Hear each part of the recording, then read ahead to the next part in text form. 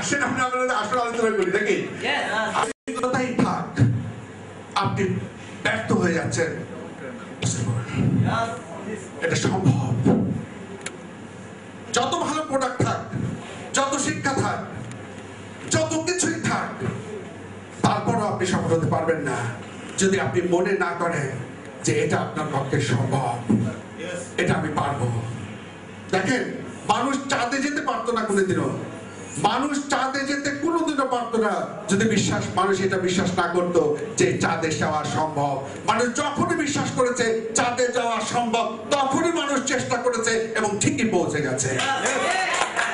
মানুষ কোনোদিনও চাঁদে যেতে পারতো না যদি বিশ্বাস করতো চাঁদে যাওয়া সম্ভব নয়, চেষ্টাও করতো না, পৌঁছতেও পারতো না।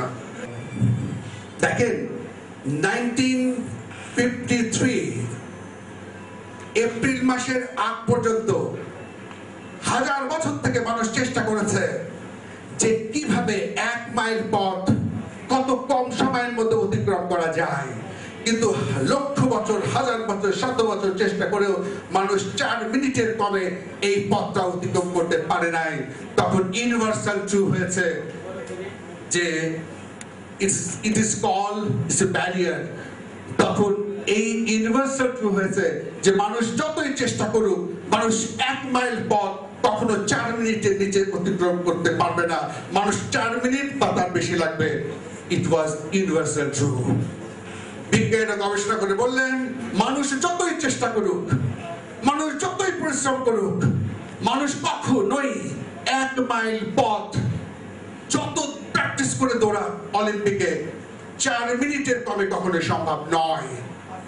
আর এটাকে বলা হয়েছিল কি? Universal truth. আর এটাকে বলা হয়েছিল 4 মিনিট ব্যারিয়ার, যে এটা হচ্ছে ব্যারিয়ার, 4 মিনিটের কমে কখনো পারা সম্ভব নয়। আমি বারে বারে বলছি, ইট ইজ ইউনিভার্সাল ট্রুথ ছিল। এবং নিউরো বিজ্ঞানীরা গবেষণা করে বললেন যে আসলে 4 মিনিটের কমে কখনো পারবে না, কারণ মানুষ যদি কখনো 4 মিনিটের কমে 1 মাইল পথ অতিক্রম করার চেষ্টা করে, তাহলে ব্রেনের নার্ভ ছিঁড়ে যাবে, ফুসফুস ব্লাস্ট হয়ে যাবে, মানুষ হার্ট ফেল করবে। বলছে আসলে এটা সম্ভব নয়।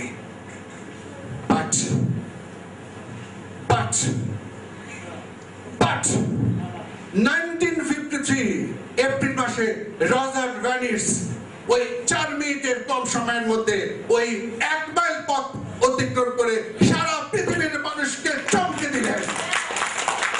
মানুষের বিলিফ সিস্টেমই বদলে গেল, মানুষ চমকে গেল, এটা কি করে সম্ভব? It is impossible. কিন্তু রজার ভ্যানিস প্রমাণ করলেন যে মানুষের পক্ষে এটা সম্ভব। নিউরোবিজ্ঞানীরা বললেন ইট ইজ ইম্পসিবল। কিন্তু রজার ভ্যানিস 1953 এপ্রিল মাসে এই ইউনিভার্সাল ট্রুথে বিশ্বাসকে ভেঙে দিলেন। আপনি শুনলে আশ্চর্য হবেন, ওই এপ্রিল থেকে ডিসেম্বর ওই বছরে আরো 13 জন মানুষ ওই রেকর্ড ব্রেক করেছিলেন, এবং পরের বছর 30 জন, এবং এই 2013 সালের মধ্যে সারা পৃথিবীতে 20,000-এর বেশি মানুষ ওই রেকর্ড ব্রেক করেছে, এমনকি স্কুলের বালক পর্যন্ত। What is that? What is the difference? এটা কি করে হলো? How it is possible?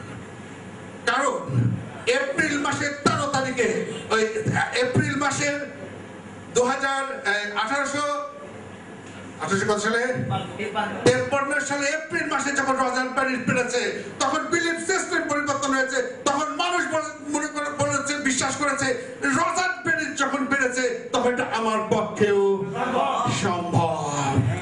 It is possible. Roger Venice যদি পারে, আমি পারবো না কেন? আর আগে মনে করা হতো ইট ইজ ইম্পসিবল, আর মানুষ কখনোই পারে নাই। লক্ষ বছর ধরে যা পারে নাই, রজার ভ্যানিসের পরে এই 2013 পর্যন্ত 20,000 মানুষরা পেরেছে, শুধু একটাই কথায় যে ইট ইজ পসিবল। একটি বাক্য পৃথিবীর বিশ্বাসকে বদলে দিয়েছে। কিন্তু মজার ব্যাপার কি জানেন? নিউরোবিজ্ঞানীরা গবেষণা করে বললেন এই রেকর্ড ভাঙার পর যে আসলে এটা সম্ভব নয়। আপনার বিস্ময়ের ব্যাপারে জানাই আপনাকে, নিউরোবিজ্ঞানীরা ওই রাজার পেটের রেকর্ড ভেদ করার পর তারা আবার ল্যাবরেটরি পরীক্ষা করে বললেন আসলে এটা সম্ভব না, মানুষ কিছুতেই সেটা পারবে না। রাজার পেট করে মানল, বিজ্ঞানীরা গবেষণা করে বললেন এটা আসলে সম্ভব নয়। একটা মানুষ যখন মনে করে, বিশ্বাস করে যে এটা আমি পারবো, এটা আমার পক্ষে সম্ভব, I can do it, it is possible, এই শব্দটা তার ব্রেনের ভিতরে একটা গভীর ইন্টেন্সিটি তৈরি করে এবং তার ব্রেনের নার্ভাস সিস্টেমকে বলতে দেয়, তার ব্রেন, তার নার্ভস, তার হার্ট, তার ফুসফুস সমস্ত নার্ভাস সিস্টেমকে শক্তিশালী করে ফেলে, অস্বাভাবিক করে ফেলে, বদলে ফেলে। মানুষ যখন বিশ্বাস করে ইট ইজ পসিবল, তার শরীরের ভিতরে নার্ভাস সিস্টেমটাই চেঞ্জ হয়ে যায়। ইট ইজ পসিবল, আসলে সম্ভব নয় যতক্ষণ পর্যন্ত না এটা বিশ্বাস করবে। আর এটা হচ্ছে একটা শব্দ, আর শব্দটা কি? It is possible.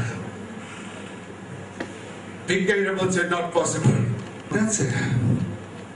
হিমালয় জয় করে যখন নামতে গিয়ে যেই জায়গায় মারা গেল, ঠিক কাছাকাছি, ঠিক এডমন্ড হিলারি ঠিক ওই জায়গায় আরেকটু হলেই হিমালয় পর্বত ক্রস করবে, ওই জায়গা পর্যন্ত গিয়ে আর যেতে পারে নাই, ফেরত এসছে। কিন্তু যতটুকু গেছে ওটাই মানব ইতিহাসের সবচেয়ে উঁচু জায়গা। সাংবাদিকরা তাকে ধরে আর জিজ্ঞেস করে এত দূর গেলেন, একটুর জন্য যেতে পারলেন না, ঘটনাটা কি, আপনার অভিজ্ঞতা কি? এডমন্ড হিলারি প্রশ্ন শুনে শুনে বিরক্ত হয়ে একদিন ঠিক এরকম আপনারা যেমন বসে আছেন এরকম একটি অনুষ্ঠানের তিনি গিয়ে আপনি আশ্চর্য হয়ে যাবেন, সেই পর্দার মধ্যে সেই হিমালয় পর্বতের ছবি তিনি এঁকে দিয়ে সমস্ত সতী সমাজ, সাংবাদিক সমাজের কাছে তিনি বলছেন, তিনি কি বলছে জানেন? তিনি বলছেন, হে হিমালয়, হে হিমালয়, তুমি যতটুকু বড় হওয়ার হয়ে গেছো, তুমি যতটুকু উঁচু হওয়ার হয়ে গেছো, আমি মনের শক্তিতে প্রতিক্ষণ উঁচু হচ্ছি, বড় হচ্ছি। তুমি এবার আমাকে হারিয়েছো, কিন্তু আগামীবার আমি তোমাকে ঠিকই হারাবো। কি দারুণ! তিনি কি বলছেন? হে হিমালয়, তুমি যত বড় হওয়ার হয়ে গেছো, যত উঁচু হওয়ার হয়ে গেছো, কিন্তু আমি একটা মানুষ, আমার মনের শক্তি, ইচ্ছা ক্ষণে ক্ষণে বড় হচ্ছে, বড় হচ্ছে তো হচ্ছে, তোমাকে আমি নিশ্চয়ই আগামীবার পরাজিত করব। মানুষ ব্যর্থ হয় কারণ মানুষ সফল হতেই চায় না। বিজ্ঞানীরা বলে মানুষ যে ব্যর্থ হয় এটা মানুষের অযোগ্যতা নয়, মানুষ যে ব্যর্থ হয় তার কারণ মানুষ সফল হতেই চায় না। মানুষ সফল হতেই চায় না। তাহলে সফল হওয়ার উপায় কি? আমরা নেক্সট স্লাইডে যদি দেখি, দেখেন, মনে রাখতে হবে ইউ আর নট ভিকটিম। বিজ্ঞানীরা বলেন ইউ আর নট ভিকটিম। আপনি পরাজিত হওয়ার জন্য জন্মাননি, আপনি ব্যর্থ হওয়ার জন্য জন্মাননি, আপনি হেরে যাওয়ার জন্য জন্মাননি। আপনি জন্মেছেন সফল হওয়ার জন্য, বিজয় হওয়ার জন্য, ভিক্টর হওয়ার জন্য। ইউ